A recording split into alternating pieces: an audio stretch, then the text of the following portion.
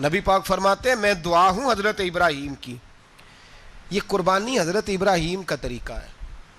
حضور نے اگرچہ نبی پاک کی اپنی سنت تھی, یہ بھی کہہ سکتے تھے سنتی و سنت ابیکم ابراہیم, میری سنت ہے اور تمہارے باپ ابراہیم کی سنت ہے. یہ نہیں فرمایا. جب صحابہ نے کہا قربانی کیا ہے, فرمایا سنت ابیکم ابراہیم, یہ تمہارے باپ ابراہیم کی سنت ہے. ہر صاحب نصاب پر قربانی واجب ہے. جو زکوٰۃ کا نصاب رکھتا ہو اس پر قربانی واجب ہے, یعنی ضروریات سے زیادہ اتنے پیسے جتنے پیسوں سے زکوٰۃ فرض ہوتی ہے اتنے پیسے جس آدمی کے پاس قربانی سے پہلے پہلے آ جائیں اس آدمی پر قربانی کرنا واجب ہے.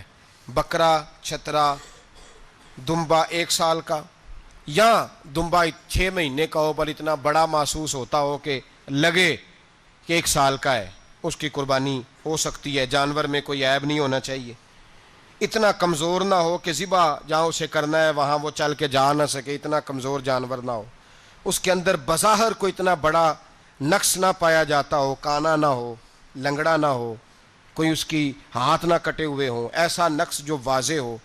بکرا 1 سال کا, گائیں اور بھینس یہ 2 سال کی, اونٹ 5 سال کا.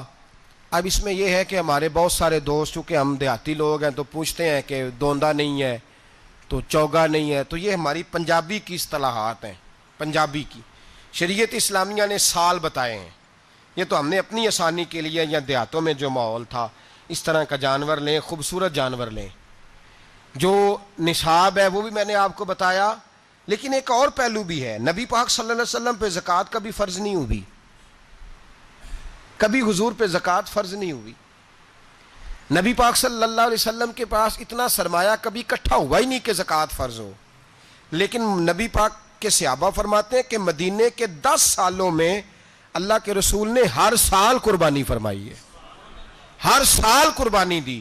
اور جس سال حضور حج کرنے گئے اس سال اللہ کے نبی نے 63 اونٹ ذبح فرمائے.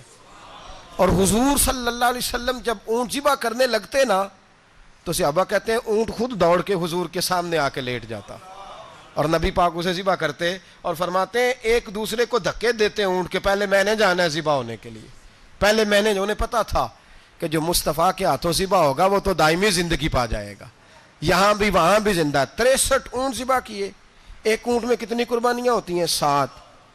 اب 63 کو 7 سے ضرب دو گے تو کتنی بنے گی؟ اور پھر نبی پاک صلی اللہ علیہ وسلم نے 10 سال مدینہ منورہ میں قربانی دی ہر سال. اب وہ 63 اونٹ, ایک اونٹ میں 7 قربانیاں, ہر سال یہاں قربانی. اور مولا علی شیر خدا فرماتے ہیں نبی پاک 2 قربانیاں دیتے.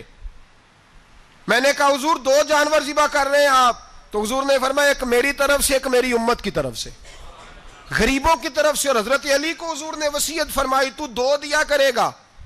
یا رسول اللہ صلی اللہ علیہ وسلم میں غلام ہوں, خادم ہوں. حضور نے فرمایا علی ایک تو نے اپنی دینی ہے, ایک میری طرف سے دینی ہے. 2 قربانیاں. مولا علی نے بھی ساری زندگی 2 قربانیاں دی. حضرت علی بھی مال کے نصاب نہیں تھے, اپنا مکان ہی نہیں تھا, کوئی کاروبار نہیں تھا, کئی دن فاقے رہتے تھے, پر قربانیاں کتنی دیتے تھے؟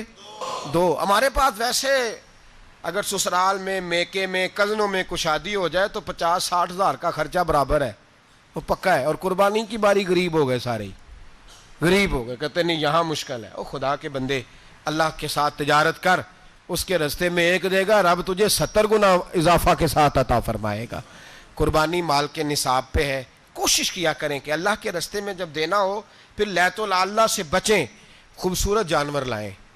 جن کو اللہ نے توفیق دی ہے ان کے لیے نصیحت ہے, جن کو اللہ نے توفیق دی. میں نے اپنے حضرت صاحب کو دیکھا ہے, وہ کہتے تھے کئی جانور اللہ نے بڑا نوازا ہے. کہتے ایک میرا ہے, ایک میرے ماں کا, ایک میرے باپ کا ہے, ایک میرے فلاں استاد صاحب کا, ایک میرے پیر صاحب کا ہے. یہ جانور غوث اعظم جیلانی کا نام کا دے رہا ہوں. اور پھر ایک بڑا خوبصورت جانور بندھا ہوتا اور حضرت خود ان کو چارہ ڈال رہے ہوتے. تو حضور یہ کیا ہے؟ فرمانے لگے یہ میں رسول اللہ کے نام پہ قربان کروں گا, یہ نبی پاک کے نام پر قربان کیا جائے گا. جن کو اللہ نے حیثیت دی ہے وہ کوشش کریں اپنے محبوب کی طرف سے بھی قربانی کریں, نبی پاک کے نام کی قربانی دے. خوبصورت سا جانور پیارا, پھر اس کی خدمت ہو, پھر اس کی قربانی دی جائے اور نبی پاک کے نام پر قربانی دی جائے. حضور نے خود وصیت فرمائی حضرت ابو بکر صدیق کو, قربانی بڑا حسین عمل ہے, اور میرے نبی پاک صلی اللہ علیہ وسلم نے ناراضگی بھی فرمائی، ذرا خوگر حمد سے تھوڑا سا گلا بھی سن لے۔ میرے حبیب نے فرمایا جو طاقت کے باوجود قربانی نہ کرے وہ ہماری عیدگاہ میں عید کی نماز پڑھنے نہ آئے، وہ نہ آئے۔ اور یا رسول اللہ جو کرے گا، فرمایا قربانی کے جانور کا خون کا قطرہ بعد میں زمین پہ گرے گا، اللہ اس کے سارے گناہ پہلے معاف فرما دے گا، اللہ اس کے سارے گناہوں کو بخشے گا۔ قربانی کریں، خوبصورت انداز میں کریں، اللہ کی رضا کے لیے۔ بزرگوں نے لکھا ہے 3 حصے کرو گوشت کے، ایک گھر میں رکھو، ایک رشتہ داروں میں بانٹو، پڑوسیوں میں بانٹو، اور تیسرا فقط غریبوں کو دو۔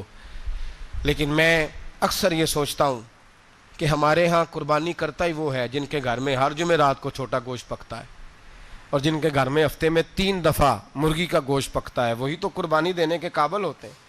تو وہ بھی اگر قربانی کے بکرے میں سے بھی تیسرا رکھنا چاہیں تو اجازت تو ہے، میں نے کہا سارا رکھنے کی بھی اجازت ہے، لیکن اگر آپ مہربانی کریں، کوشش کریں کہ یار ہم تو سارا سال ہی کھاتے ہیں، اور ہمارے یہاں جو گوشت تقسیم ہوتا ہے نا وہ بھی باری لگی ہوئی ہے، ادھر سے پلیٹ آئی تھی گوشت کی تو ادھر سے بھر کے چلی گئی، بھئی اس نے کی ہے، اس کو بار بار گوشت دینے کا کیا مطلب ہے؟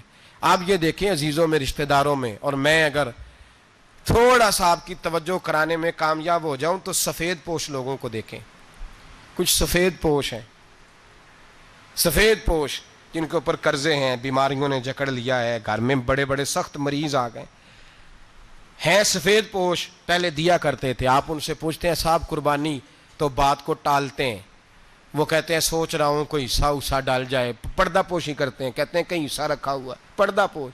اکثر وہ لوگ قربانی نہیں دے پاتے، اکثر دیا کرتے تھے اب نہیں دے پا رہے، کیوں؟ اس لیے کہ مشکلات ایسی آ گئیں۔ ان لوگوں کا خیال کریں، ان کے گھروں تک گوشت پہنچا کے آئیں، ان پر توجہ کریں۔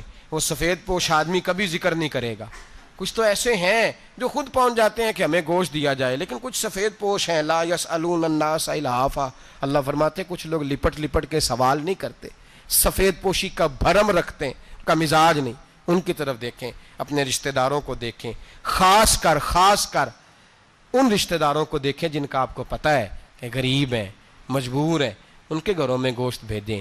غریب بیٹیوں، غریب بہنوں کا خیال کریں، اس طرف متوجہ ہوں، ان کے ساتھ اس نے سلوک کریں، اس طرف آپ لوگ خیال کریں۔ اللہ ہمیں سمجھنے کی توفیق عطا فرمائے۔